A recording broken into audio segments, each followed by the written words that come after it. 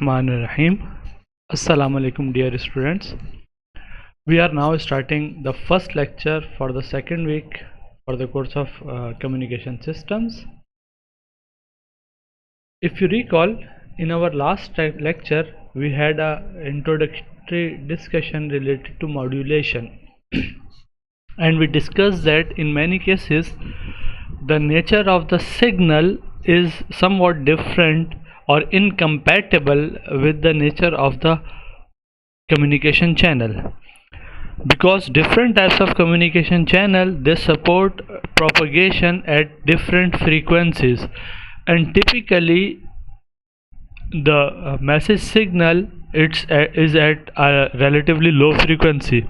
So if we try to transmit that low frequency signal directly onto the transmission channel, which supports the transmission at higher frequencies, you will not be able to get a long distance communication through that particular channel. And this problem in the communication occurs because of the incompatibility between transmission signal and the channel. And this incompatibility is actually removed by placing the modulation the information signal at a particular frequency band which is most suitable for the transmission for through that particular type of channel.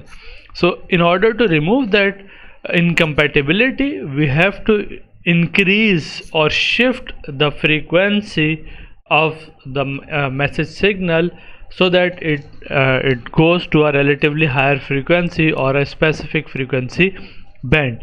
The process of shifting the frequency or creating this frequency translation is named as modulation. So modulation, in other sense, modulation is a process which we use to make the information signal more compatible with the transmission medium or channel so that it can go to a longer distance. So how do we do this modulation? In order to increase the frequency, generally we have to use a specific carrier, and that carrier, the high frequency carrier, is actually a sinusoidal wave. So we use a sinusoidal wave as a high frequency carrier and then superimpose the message information onto the sinusoidal carrier. So once the message information is superimposed onto that particular sinusoidal carrier, we would have the overall frequencies at the specific band which is centered around the frequency of the carrier. So in this way we can place the information of our message signal onto a specific frequency band, and then we can transmit it to the longer distance through the specific medium. On the contrary, at the receiver side, we want to recover the message information. So in order to recover the message information, we have to remove the carrier. So actually the receiver, it removes the carrier and tries to recover the original signal, and this process of recovery of the signal is named as demodulation. So summarizing this point which we have discussed in the last lecture, we note that the primary purpose of modulation in communication system is to generate a modulated signal which is suitable for the suitable to the characteristics of the transmission channel so that it can go to a longer distance through that particular channel. For today's lecture, we will be discussing some other reasons for doing modulation. Actually, making the modulating signal is not the only case. Making compatibility is not the only application of the modulation process. Actually, modulation is used for a variety of different reasons. So there are a few advantages that we get from the modulation. So modulation can be done because of any of these reasons. So first of all, we have already discussed one thing, that we do the modulation for efficient transmission, because by using modulation we can place the signal in a specific frequency band which is most suitable to the channel characteristics, and that channel characteristics support the propagation to a longer distances. So we can have more efficient transmission when we transmit the modulated signal instead of unmodulated message signal. Another important reason for doing modulation is the antenna size, because we know that especially for the case of the wireless communication, we need to use antennas at both ends, at the transmitter end, at the receiver end, and those antennas they transmit and collects the wave which is coming through that particular wireless environment. Actually, for efficient reception and transmission, the antenna size need to be appropriate, and in most cases the antenna size is dependent on the wavelength of the transmitted wave, and typically we can take the antenna size to be as small as like lambda by 2 or lambda by 10. But there are other antennas like some antennas, they are designed to be at the length of lambda by 2 or lambda by 4, but we can use a antenna of wavelength lambda by 10 to make the efficient transmission from the particular medium. And you can see that the wavelength determines the size of the antenna, and if we increase the wavelength, that means the required antenna size will be relatively higher. So if we use a transmission at low frequency, in that case low frequency means you will be needing the higher wavelength, and if you are using a higher wavelength, that means you will be needing a large antenna. Similarly, if you go to the high frequency side, in that case the wavelength will be relatively smaller, and you would be needing a smaller antenna size, and having a small antenna is more practical and more manageable. So let me ask you to do as one simple activity or simple calculation related to antenna. So we assume that the antenna size required for efficient transmission is lambda by 10, and we are having waves of different frequencies. I have mentioned few frequencies here: 100 Hz, 100 kilohertz and 100 megahertz. And what I want from you to do some calculation at your end and try to calculate the appropriate antenna size corresponding to each of these frequencies: 100 Hz, 100 kilohertz and 100 megahertz. So you can do it at your end, but for the sake of discussion I will directly jump on to the answers. So the answer that you would be getting from this calculation is given below. The frequency of 100 Hz requires an antenna size of 300 kilometers. If you imagine the size of 300 kilometers, think about that, how long antenna would be needed.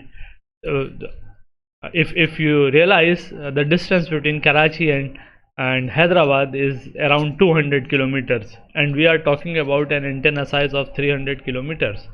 So if we intend to transmit a 100 Hz frequency signal through a wireless medium and we try to design an antenna, so we would be needing an antenna of 300 kilometers, which is practically impossible. You cannot make an antenna which would be such long for the wireless transmission. Similarly, if we try to focus on 100 kilohertz frequencies, so in that case the 100 kilohertz frequencies, the required antenna size comes out to be 300 meter. 300 meter is still a large distance. It's like 1/3 of kilometer. So 300 meter is still significantly large, although it's smaller than 300 kilometers, but still it's a large antenna size that we would be needing to transmit the signal. And if we go on to the 100 megahertz, you would see that the antenna size is 30 centimeters. 30 centimeters is reasonably manageable antenna. still is large. If you see 30 centimeter is that would be size of maybe a book or a large register, but you would be needing this much antenna for efficient transmission of 100 megahertz. You may have noticed that if you try to use an FM radio on your mobile phones, so directly you cannot connect, and you have to connect the hand-free to get the reception of FM radios, because that hand-free also works as an antenna. The inbuilt antenna which is placed inside the radio, so the mobile which is used for the wireless communication, cannot be used for FM transmission or FM reception, because the antenna size is much smaller than the required antenna size, and you need to increase the size of antenna. That's why whenever you use an FM radio onto your mobile phones, you have to connect that hand free, so that you can get the FM signals received at that mobile equipment. So you can see that when we go to the larger frequencies, higher frequencies, in that case the required antenna size become smaller and more manageable. So if I ask you which would be more practical out of these three, so of course your answer will be a 30 centimeter antenna. So having 100 megahertz frequency transmission is more manageable as compared to the 100 hertz transmission from the point of view of having the antenna size. So this is another requirement that we, in order to reduce antenna size, is sometimes we need to increase the frequency and do modulation, so that signal goes at the relatively higher frequencies. Another important point regarding the modulation is hardware limitation. Because of course we need to use certain hardware at both transmission and receiver side, and the hardware components, they have their own frequency response. So their performance depends on the frequencies involved in the processing. So in that case, we try to place the signal in the appropriate frequency band, so that it is easily processed by the hardware that we are using. So generally this thing is done by the modulation. So through modulation we can place the incoming signal or outgoing signal in the specific frequency band, so that it avoids the hardware limitation as well. Another important reason of using modulation is reduction in noise and interference. We have previously discussed that noise and interference are two adverse effects which affect the communication properties. There are certain modulation schemes, for example frequency modulation, which we'll be discussing later in detail. So some modulation scheme, they have the property of suppressing noise as well as interference. So sometimes we use modulation so that we can reduce the noise and interference and get a better quality of communication. Another important thing is we need to do modulation for frequency assignment. In the last lecture, if you recall, I have explained that different regulatory bodies they control the spectrum in for the propagation in wireless medium. So if you are allocated a specific spectrum, of course you have to transmit the signal in that particular spectrum. You cannot transmit at any other spectrum. So if someone is given the spectrum of, say for example, 800 megahertz for transmission, so of course they will be needing to change the frequencies of all message signal to the 800 megahertz band. And in order to change the frequency of the signal, we need to do the modulation. So modulation is also needed to meet the requirements set by the regulatory bodies, and we need to do that modulation so that we can work on the assigned frequency band. So this is another important point which enforces us to do the modulation for the communication system. Another important thing related to modulation is multiplexing. Multiplexing is actually an important process in communication system. Multiplexing is used to combine several signals. So what we do in multiplexing, we typically modulate different signals onto a close frequencies which are separated from each other, but they are relatively close. So we generally modulate signals, multiple signals at different frequencies, and then combine the result of all those modulated signal to make a one overall signal. So in that way, that multiplexed signal or combined signal, when it is transmitted through the channel, so it carries the information of multiple signals rather than one. So in that case, we generally improve the overall efficiency of our communication system. So modulation is also needed when we are doing the multiplexing for efficient transmission. So there is so modulation gives rise to another important advantage to the modulation and need of modulation, so that we can utilize the communication channel more efficiently by simultaneously transmitting multiple signals. So these are the few advantages in addition to the core advantage of creating compatibility with the communication channel. So we do this modulation to meet all those advantages that are needed for any type of communication. So at this point, I want to elaborate two different terms. One is the baseband transmission and second is bandpass transmission. In our last lecture, I have talked about baseband. Baseband signals, they are the low frequency signal directly coming from the source. So generally, they cannot be transmitted through the wireless or bandpass channel. Generally, we can transmit those baseband signal only through the channel which supports the low frequency communication, like copper wire. So copper wire is a low frequency channel, or sometimes we call it a baseband channel, that can carry the information, baseband signal information, without any specific modulation.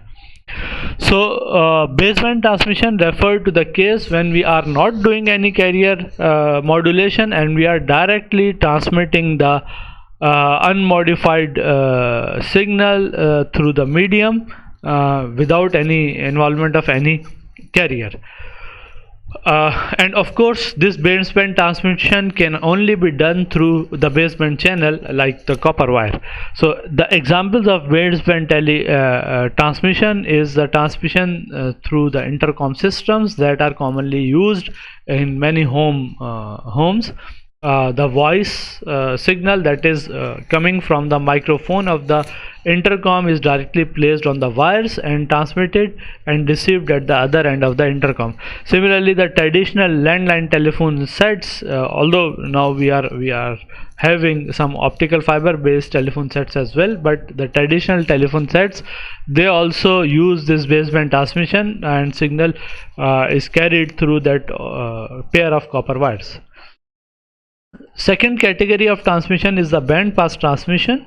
In contrast to the baseband transmission, the term bandpass transmission refers to the case where we have used a sinusoidal carrier to modulate the signal, and in this case the frequency of the baseband signal gets shifted to the specific band, so it becomes a bandpass signal rather than a baseband signal. So in baseband transmission, we use a sinusoidal carrier and amplify the signal and send it through an antenna for the transmission over the channel. So the summary is, a baseband signal can be used to modulate a sinusoidal carrier to get a baseband transmission. Okay, so this concludes the preliminary discussion on the modulation. As I have already mentioned previously, that we will be dedicating several lectures on different types of modulation schemes, but for the introductory comments, I think this suffices the introductory discussion regarding the modulation. So there are few more terms that we will be needing to define before we move on to other topics. So let us move to other terms. So next important process in the communication system is named as coding. Actually, the coding process is typically needed for the digital communication. So normally the coding is not significant in analog systems. The coding is actually a symbol processing operation for the digital systems, and this symbol processing operation is done to make some sort of improvement in the signal so that it supports a better communication through the channel. So bottom line is the coding is actually generates some sort of symbols. So we have some digital symbols at the input side, and coder generates a new set of digital symbols at the output side. But the new digital symbols, they are better in some sense. Depending on the coding scheme, we can generate different applications for the coding. So the uses of coding includes data compression. So one of the important area in the coding is the data compression. In communication theory, we generally call it a source coding. So we can generate codes or symbols in such a way that the same amount of information can be represented by lesser number of symbols. So this is one of the important application of the coding. Similarly, another coding scheme which is named as channel coding. It is used for detection of data errors during transmission and correction of data errors during transmission. So collectively it is named as error control coding.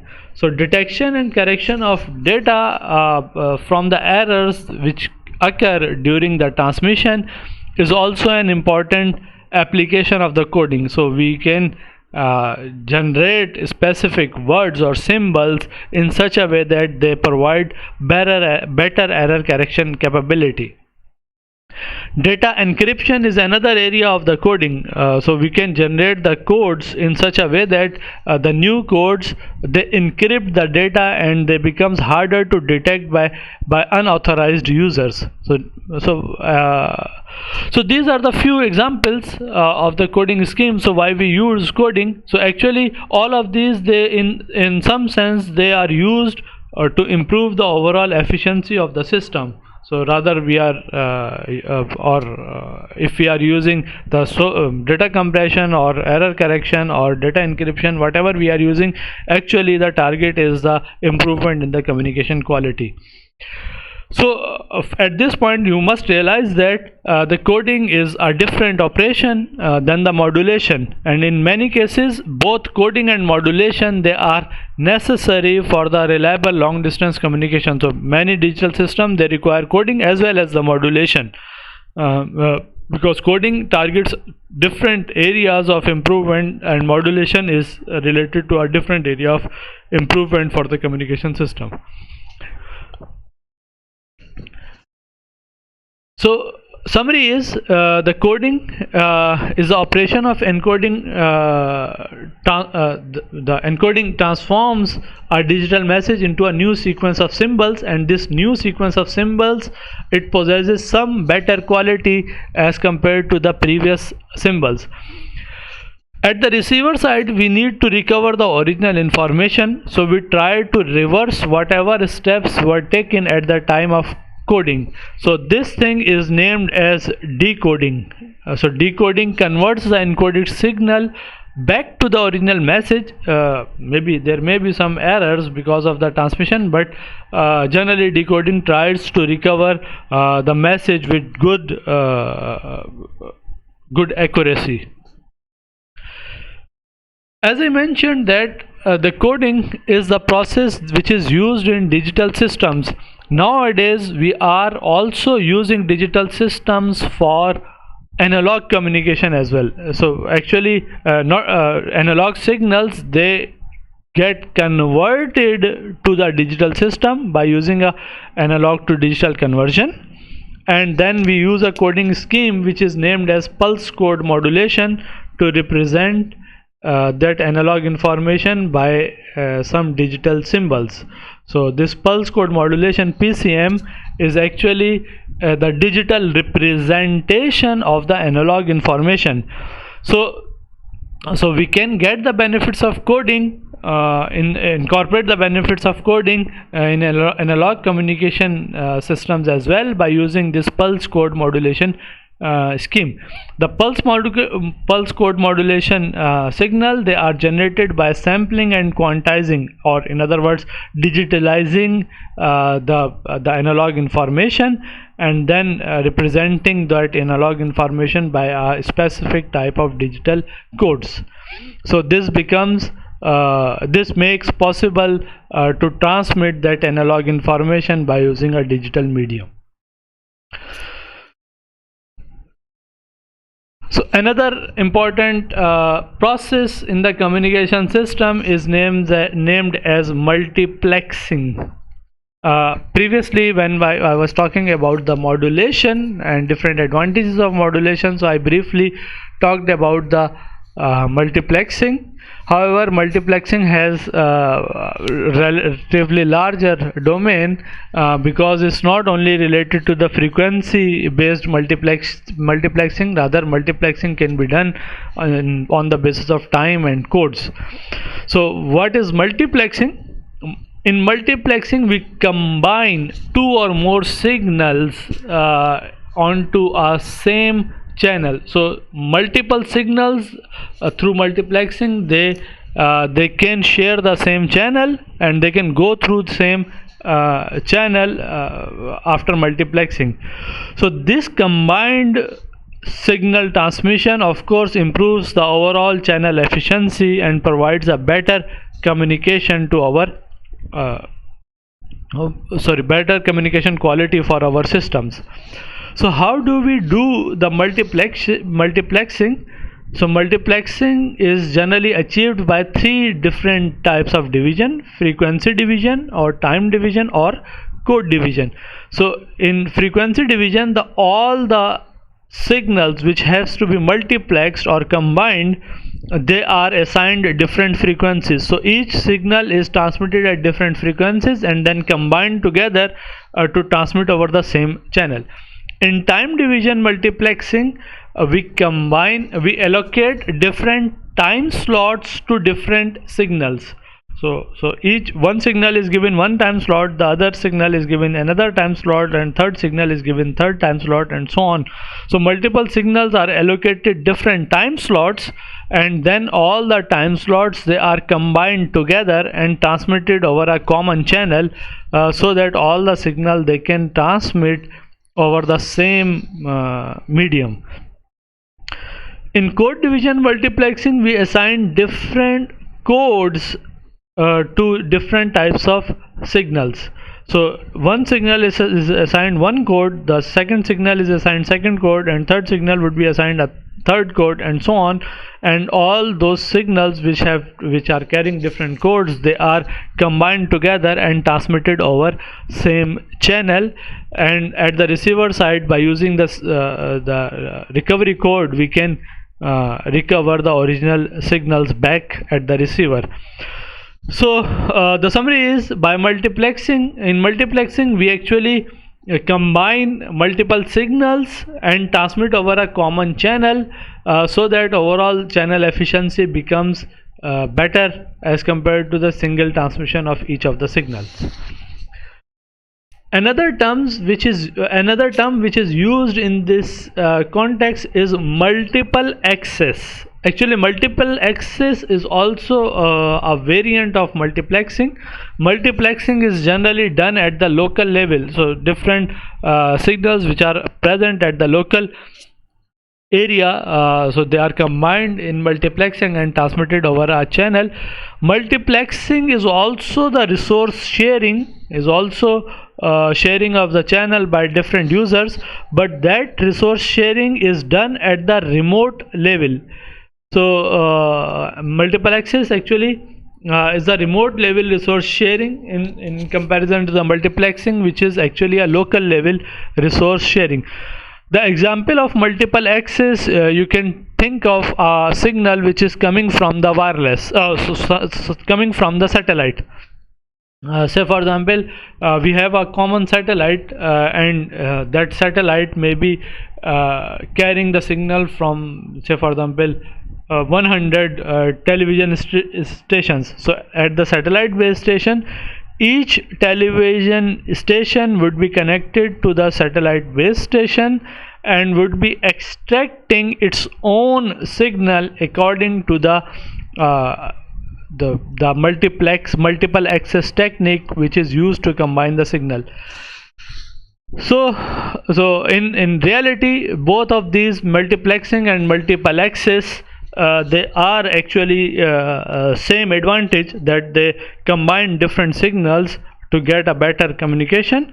The main difference is the level of implementation. The multiplexing is implemented at the local level, and multiple access is generally implemented at the remote level. As I mentioned that in multiplexing we have different strategies of multiplexing signal. We can either multiplex signals by frequency division or time division or code division. Similarly, the multiple access is also done with these three strategies. So we can have frequency division multiple access, we can have time division multiple access, we can have code division multiple access. And they have the same concept, that in frequency division multiple access, we assign different frequencies to different signals and then combine them together. In time division multiple access, each signal is allocated different time slot, and in code division multiple access, in each signal is allocated a different code, so that we can combine those signal, and using the same strategy we can recover each signal individually at the receiver side. So this is an illustration of multiplexing. So if we have multiple baseband signal, there are multiple signal, we combine them together. So we have use a multiplexer, so it takes several signals as the input and generates a multiplexed or composite signal at the output. So this composite signal actually carries the information of all the signal which are multiplexed, which are coming in, which are input to this multiplexer. And once we get the combined signal, we can modulate it and transmit it over the specific type of channel. Similarly, at the receiver side, this process will be reversed. If the receiver would collect the signal, first the demodulator would remove the carrier to recover this original composite or multiplex signal, and then a demultiplexer is used to extract each of the individual signal from this multiplexed or composite signal. So in this context, the demultiplexing is defined as a process of separating the signal. Of course, demultiplexing would be required at the receiver side. So this was the third important process in the communication systems, which we used in different to improve the overall efficiency of the system. So summarizing today's discussion, so we have talked about three important processes which we incorporate in different types of communication systems, and all of these processes, they somehow improve the overall efficiency of our system by providing different flexibilities in our communication system. So first process that we talked was the modulation, which actually the process of creating a frequency translation, so that we can place our baseband signal at the desired frequency band. Second process that we discussed today was coding, which is used in digital communication and generate a specific type of signal to provide better communication quality by possessing some good features, say for example data compression or error correction or error detection or data encryption. And third process that we discussed today was multiplexing. Multiplexing is a process of combining multiple signals onto a common channel so that the same channel can be used to carry multiple signals simultaneously, and in this way we get a better communication quality and better utilization of the channel. So we would conclude our discussion today at this stage, and we'll be talking about the other topic. We'll be starting the other topic inshallah in our next lecture. So thank you all.